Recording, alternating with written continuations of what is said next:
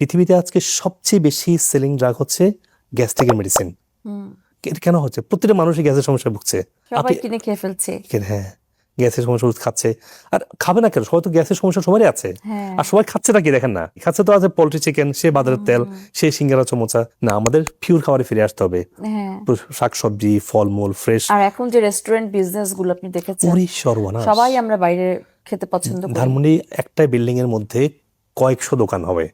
প্রতিটা দোকানে, সব রেস্টুরেন্টের প্রতিটা টেবিল আছে চিকেন ফ্রাই আর না তান্দুরি আর সুগারি সসেস।